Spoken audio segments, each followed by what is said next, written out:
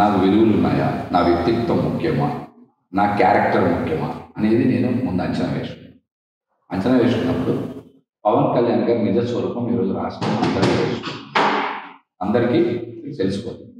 మీరు ప్రతి ఒక్కరిని మీరు చూసుకోండి. ఆయన తిరుమల తిరుపతి దేవస్థానానికి ఎవరికి ఇచ్చారు? అంతకుముందు ఉండేటువంటి చైర్మన్ పదవులు ఎవరికి ఇచ్చారు? ఇప్పుడు ఉండేటువంటి నామినేటెడ్ కొద్దిగా జనసేనకి ఇచ్చారు, కానీ అంతకుముందు ఉండే పదవులని ఎవరికి ఇచ్చారు? ఏ రోజున ఒక జెండా కొన్నారా? పవన్ కళ్యాణ్ గారు వెనకాల కారు పెట్టుకొని వెళ్ళారా? ఏ రోజున ఒక కార్యకర్తలు తెచ్చారా? అట్లాంటి వాళ్ళకి పదవులు ఎలా వచ్చినాయి? ఏ విధంగా వచ్చినాయి?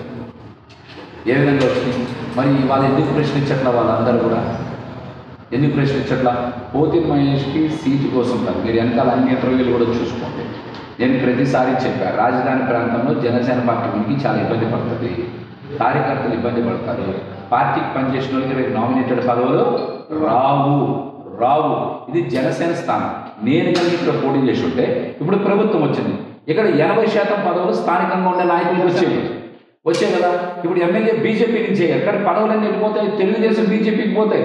నష్టపోయేది ఎవరు? ఇక్కడ జనసేన వాళ్ళు. జనసేన ఎందుకు నష్టపోకూడదని నేను చెప్తున్నానంటే, ప్రతిపక్షం వాళ్ళని మేమే నిలబడ్డాం, తెలుగుదేశం బీజేపీ నిలబడలేదు. విజయవాడ నగరంలో కానీ విజయవాడ పశ్చిమంలో కానీ ప్రతిపక్షంగా నిలబడింది ఎవరు? మేము నిలబడ్డాం. జనసేన పార్టీ తరఫున కదా మేము నిలబడ్డాం. కాబట్టి ఇక్కడ న్యాయం జరగాల్సింది ఎవరికి? జనసేన పార్టీకి జరగాలని మాట్లాడాను. కార్యకర్తలకు కూడా, లీడర్స్కి కూడా న్యాయం జరగాలని ఎక్కడ మాట్లాడాను? నేను 6 నెలల ముందే హెచ్చరించే విషయాన్ని. ఇవాళ కళ్ళు మూసుకొని ఏదో కొంతమంది ఇష్టానుసారం మాట్లాడితే కుదరదు. వాస్తవాన్ని మీరు కూడా లెక్కేసుకోవాలి రాజ్కుమార్ గారు. ఇప్పుడు ఏదైనా పదవి కావాలంటే ఇంత బలంగా నిలబడ్డా మేము ఎవరి దగ్గరికి వెళ్ళాలి? ఒక ఎమ్మెల్యే దగ్గరికి పోయి ఈ పదవి కావాలని అడగాలి. మేమే ఎమ్మెల్యేని మేమే ఇచ్చేవాళ్ళం కదా, ఇచ్చే పరిస్థితి ఇవాళ మేము అడిగి తెచ్చుకోవాల్సిన పరిస్థితి వస్తుంది. మరి ఈ పరిస్థితి కల్పించింది ఎవరు? పవన్ కళ్యాణ్ గారు. బలమైన స్థానాన్ని వదులుకోవడానికి మీరు చెప్పిన కారణం ఏంటి? ఆ రోజున అమరావతికి నిధులు తేవడానికి వదిలేస్తున్నా అని చెప్పినప్పుడు కనీసం నన్ను సంప్రదించారా? నాతో మాట్లాడారా? నాతో మాట్లాడకుండానే త్యాగం చేశానని, పార్టీ ఆవిర్భావ దినోత్సవం రోజున త్యాగం చేశానని మాట్లాడారు కదా ఆ రోజున. అది ఎంత దుర్మార్గం! నన్ను సంప్రదించి ఉండాల్సింది కదా. నేను వెళ్ళి మాట్లాడాను. ఇది చాలా మందికి తెలియదు. ఆ రోజు కూడా పవన్ కళ్యాణ్ గారు నన్ను కలవకుండా హరిప్రసాద్ గారు నన్ను కలిసిన తర్వాత ఆయన మాట చెప్పారు, నిన్ను పలానా దగ్గరికి వెళ్ళమన్నారని చెప్పారు. అంటే నేను అడిగాను, నేను జనసేన పార్టీ కదా పనిచేశాను, నేను వేరే వాళ్ళ దగ్గరికి వెళ్ళాల్సిన అవసరం నాకు లేదు, నేను వెళ్ళను, నేను జనసేనకే చెప్తాను కాదు, సమయం వచ్చినప్పుడు చెప్తాను. నేను వెళ్ళనని చెప్పాను. అదే రోజు సాయంత్రం గారు నాగబాబు గారు ఒక వీడియో రిలీజ్ చేశారు కదా, పోతిన్ మహేష్ లాంటి జన సైనికులు చాలా మంది నిజాయితీ పరులు ఉంటారు అని చెప్పారు. నేను ఎందుకు చెప్పాను? నేను జనసేనకి పవన్ కళ్యాణ్ గారికి పనిచేశాను కాబట్టి నాకు ఏం జరిగినా సరే నా భవిష్యత్తుకి భరోసా ఇవ్వాల్సిన వ్యక్తి పవన్ కళ్యాణ్ గారు. వేరే వాళ్ళు ఇస్తే దాన్ని ఒప్పుకోని చెప్పాను. వేరే దగ్గరికి వెళ్ళని కూడా చెప్పాను. మరి ఆ రోజు నుంచి నేను మార్చి 14 నుంచి ఏప్రిల్ 8వ తారీఖు వరకు నేను ఎక్కడికి వెళ్ళలేదు, జనసేన పార్టీలో ఉన్నాను 4 రోజుల పాటు. ఇప్పుడు మరి సీటు కావాలని మేము అందరిలాగే మేము ప్రజాస్వామ్యబద్ధంగా అడిగాం. మేము కూడా అడిగాము. మా యొక్క డిమాండ్ని ఏదైతే మా కోరిక ఉందో అది అడిగాం. ప్రజల పక్షాన్ని అడిగాం, మేము మా క్యాడర్ పక్షాన్ని అడిగాం. ఈరోజు ఏమైంది? అటు ప్రజల్ని మోసం చేశారు, ఇటు క్యాడర్ని మోసం చేసిన వ్యక్తి సుజనా చౌదరికి అవకాశం కల్పించి పవన్ కళ్యాణ్ గారు చేశారు. దీనికి కారణం ఎవరు? పవన్ కళ్యాణ్ గారు కదా. నువ్వు సీట్ ఇవ్వట్టు కదా, సుజనా చౌదరి గారు వాళ్ళ అందుబాటులో లేడు. ఆయన ఇక్కడ హైదరాబాద్ ఢిల్లీలో ఉంటున్నాడు, ప్రజా సమస్యలు పరిష్కరించడానికి లేదు. దీనికి బాధ్యత లేదు కదా. నేను అబద్ధాలు ఏం చెప్పట్లే, అన్నీ వాస్తవాలే కదా. దీనికి కారణం ఎవరు? పవన్ కళ్యాణ్ గారు కదా. జనసేన పార్టీ క్యాడర్ చాలా చెదరైతుంది ఈ రోజున. వాళ్ళని పట్టించుకునేవాడు ఎవడు? రాష్ట్రం కోసం త్యాగాలు చేయాలని చెప్తారు ఎవరు? పవన్ కళ్యాణ్ గారు. ఆయన త్యాగం చేసి ఉండాల్సింది కదా. ఇక్కడ ఒక సీటు బీజేపీ త్యాగం చేయదా, టీడీపీ త్యాగం చేయదా? ఇక్కడ మేము పనిచేసేది కదా అడిగిన సీటు. ఇక్కడ ఆయన చేయమంటేనే కదా ఇంటింటికి ప్రచారం చేసాం. ఆయన అనుమతి ఇచ్చాక ఇంటింటి ప్రచారానికి నారాయణ మనోహర్ గారు మా పాంప్లెట్ ప్రజలకు ఇవ్వడానికి ఆయన కూడా ఓపెన్ చేశాక అప్పుడు కదా నేను ఇచ్చాను. పార్టీ అనుమతి ఇచ్చాక ఇంటింటి ప్రచారం చేసాం సంవత్సరం ముందు నుంచి. పార్టీ అనుమతి ఇవ్వకుండా కదా పవన్ కళ్యాణ్ గారు ఒప్పుకున్న తర్వాత నారాయణ మనోహర్ గారు పార్టీ కేంద్ర కార్యాలయంలో అది ఆవిష్కరించిన తర్వాత నేను ఇచ్చాను. నేను చెప్పాను నిజాలే. నేను దగ్గర 4 రోజుల పాటు పార్టీలు మాట్లాడాను కదా. మీరు ప్రతిసారి మాట్లాడినప్పుడు సీట్ వస్తుంది, బీజేపీతో మాట్లాడాలి, ఇలాంటివన్నీ అబద్ధాలు చెప్పారు కదా. మీరు అబద్ధాలు చెప్పారు. కనీసం అవనగడ్డ సీట్ కూడా ఇవ్వలేదని చెప్పాను నేను ఆ రోజున. అవనగడ్డలో ఇంతమంది జనసేన పార్టీ నాయకులు ఉన్నారు, వాళ్ళకు కూడా ఇవ్వలేదు కదా. ఇచ్చారా? మరి ఇవన్నీ ఎందుకు మాట్లాడరు అందరూ? ఎంతసేపు మహేష్ అని బీసీని కాబట్టి నా మీద ఏదో ఇష్టం వచ్చినట్టు మాట్లాడతారు మీరు. మేము బలహీన వర్గాలకు చెందిన వాళ్ళం కదా, మా మీద ఎలా పడతారో దాడి చేయించారు మాట్లాడుతున్నారా? అంటే విశ్వసనీయత లేదు, అందుకని పార్టీ మారిపోయారు. సీట్ పోతే పార్టీలో మా పార్టీ మారతారని చెప్తారు. విశ్వసనీయ అని మాట్లాడటానికి ముందు వాళ్ళు ప్రశ్నించాల్సిన పవన్ కళ్యాణ్. మీ విశ్వసనీయత, మీ విలువలు, కొత్త తరం రాజకీయాలు ఇవన్నీ మీరు ప్రశ్నించాల్సింది ఎవరు? పవన్ కళ్యాణ్ గారిని ప్రశ్నించారు, నన్ను కాదు. సార్ మొన్నటి వరకు మీరు బీఎస్పీ, సిపిఐ, సిపిఎంతో లెఫ్టిస్టులతో ఉన్నారు, తర్వాత సెంట్రల్లో టీడీపీతో ఉన్నారు, ఎంటైర్ రైట్కి వచ్చి మళ్ళీ బీజేపీ అంటున్నారు. అసలు మీ సిద్ధాంతం ఏంటి? మీ భావజాలం ఏంటి? మీరు పచ్చి అవకాశవాలా ఏంటని ఎవరిని అడగాలి? పవన్ కళ్యాణ్ అంతే.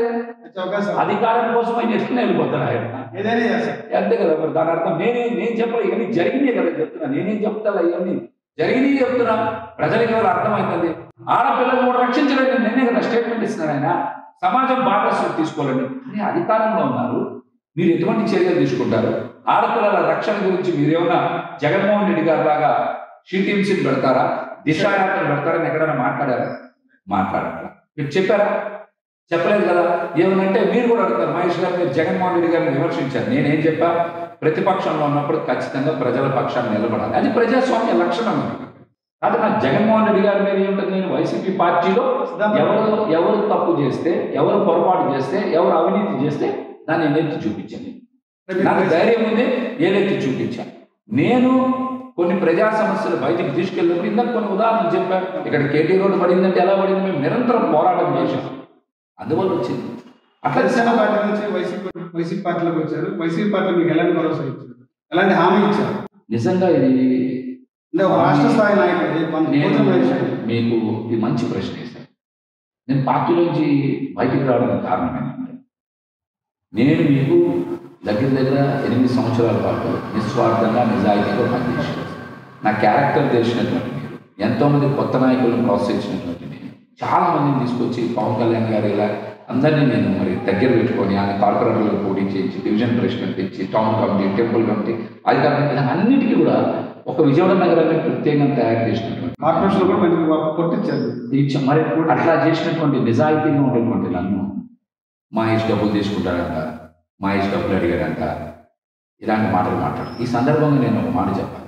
ఆఖరికి నన్ను నా క్యారెక్టర్ని బద్నాం చేయడానికి టీజీ విశ్వప్రసాద్ అనేటువంటి ఒక సినిమా ప్రొడ్యూసర్ కూడా నాకు ఫోన్ చేసి అడిగితే, సార్ మీరు ఎక్కువ మాట్లాడకూడదు, అనవసరమైన మాటలు మాట్లాడుతున్నారని కూడా ఆయన నేను గట్టిగా చెప్పడం జరిగింది.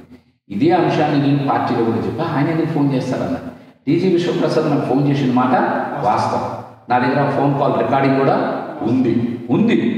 నేను ఏ చిన్న ప్రలోభానికి నొందినా, ఈ చిన్నదానికి ఆశపడినా, మరి అంత పెద్ద ప్రొడ్యూసర్, సినిమా ప్రొడ్యూసర్ ఫోన్ చేసి నేను వంగాలి కదా. మరి నేను వంగలేదంటే నా నిజాయితీని మీరు ఇక్కడ గుర్తించారు. పార్టీ చేయలేకపోయింది కదా. పవన్ కళ్యాణ్ గారు కూడా చివరి రోజు వచ్చి ఇక్కడికి 2 రోజుల ముందు వచ్చి పశ్చిమ నియోజకవర్గంలో ప్రచారం చేసినప్పుడు కూడా మహేష్ క్యారెక్టర్ మీద చిన్న డ్యామేజ్గా ఒక్క మాట కూడా మాట్లాడాలి. అదే నా నిజాయితీకి నిదర్శనం, అదే నా క్రమశిక్షణ నిదర్శనం. వైద్యులు 4 మాట్లాడతారు, రాజ్ కమల్ గారు నేను పూర్తి చేయనివాళ్ళు. వైద్యులు 4 మాటలు మాట్లాడతారు. ఆ పకోడీ గారికి, పనికి మానవులకి ఏం తెలుసు? వాళ్ళకి క్యారెక్టర్లెస్ ఫెలోస్ వాళ్ళందరూ. విలువలంటే ఈ రోజున ఎంత కష్టమవుతుంది, ఎన్ని ఇబ్బందులు వస్తాయి అన్నీ తెలిసి నిజాయితీగా ఉండాలంటే. అటువంటి లేని వాళ్ళు స్వార్థంతో నేను మనసు నిండిపోయిన వాళ్ళు మాట్లాడతారు, పచ్చి అవకాశవాదులు మాట్లాడతారు. నాకు అంత కష్టకాలంలో నా క్యారెక్టర్ని దెబ్బ కొట్టే సమయంలో నేను జగన్మోహన్ రెడ్డి గారిని సంప్రదించినప్పుడు ఆయన ఒక్క మాట కూడా మాట్లాడు. నేనేం అడగల, ఆ రోజున కూడా నేనేమి అడగల. సీట్లు మార్పు చేస్తే నన్ను పరిశీలనలో పెట్టుకోవాలని మాట మాట్లాడాను. ఖచ్చితంగా మార్పు చేస్తే నేను పరిశీలిస్తామనే మాట మాట్లాడు. ఆ రోజు వైవి సుబ్బారెడ్డి గారు కూడా ఇదే మాట్లాడారు, ఆయన ద్వారానే. జగన్మోహన్ రెడ్డి గారు కూడా మహేష్ అని ఆయన దగ్గరికి తీసుకున్నారు, ఆయన కౌగులించుకున్నారు. నాకు చాలా ఆ రోజున చాలా గొప్పగా అనిపించింది జగన్మోహన్ రెడ్డి గారు నా క్యారెక్టర్ని కాపాడుకోవడానికి. మరి నాకు జగన్మోహన్ రెడ్డి గారు ఒక అవకాశం. 8 సంవత్సరాలు నీ కింద నిస్వార్థంగా పనిచేసి మా కుటుంబాన్ని, మా జీవితాన్ని, మా ఆర్థిక పరిస్థితిని చిన్న భిన్నం చేసినందుకు మీరు ఇచ్చిన బహుమతి ఏంటి? మా క్యారెక్టర్ మీద దెబ్బపడతాం. మేము ఏమి చెయ్యకుండా, మీరు ఇందాక అన్నారు వైసీపీని, జగన్మోహన్ రెడ్డి గారిని మీరు డ్యామేజ్ చేశారు, మీరు కొన్ని సందర్భాలు ప్రశ్నించారు. ఓకే, జనసేన మీద మాట పెడితే వెంటనే వచ్చేది పోతిన మహేష్. ప్రశ్నించారు. మరి అట్లాంటి జగన్మోహన్ రెడ్డి గారికి ఎంత ఉన్నతమైన మనసు, పెద్ద మనసు ఉండాలి. నన్ను దగ్గర తీసుకున్నారు, పొగులేసుకున్నారు, నాకు చెప్పారు. నేను అట్లాగే వచ్చి ఇక్కడ పనిచేసాను. పదవి ఏ రోజు నేను ఆశించిన, పదవి ఉంటేనే పని చేయాలని నాకు ఎప్పుడు అనిపించింది. పని చేయడానికి పదవి ఏమీ అర్థం కాదు. అది ఉంటేనే పని చేయాలని అవసరం లేదు. మనం పని చేయాలనుకుంటే ఎక్కడి నుంచి అది పని చేయగలుగుతాం.